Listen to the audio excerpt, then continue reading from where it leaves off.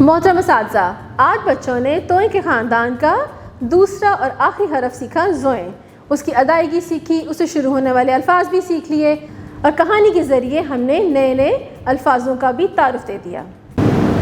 محترم اساتذہ، آپ تو جانتے ہیں کہ اسٹیم ایجوکیشن کا مقصد ہے بچوں کو عملی سرگرمیاں کرانا، لیکن اس کے ساتھ ساتھ ہماری یہ کوشش ہے کہ بچوں میں ٹیلنٹ کو ابھارا جائے۔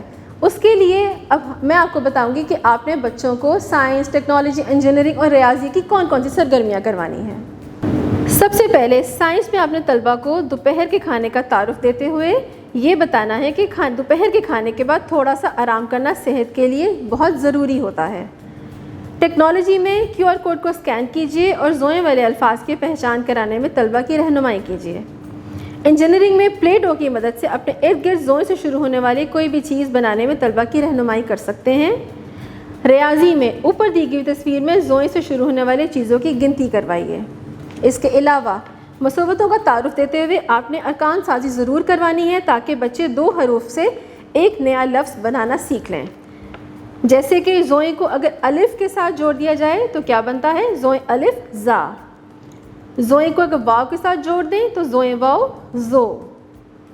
زوئیں کو اگر چھوٹی کے ساتھ جوڑ دیں تو زوئیں چھوٹی زی۔ اور زوئیں کو اگر بڑیے کے ساتھ جوڑ دیا جائے تو کیا بنتا ہے؟ زوئیں بڑیے زے۔ اس سے بچے نئے نئے الفاظ بنانا سیکھ جائیں گے۔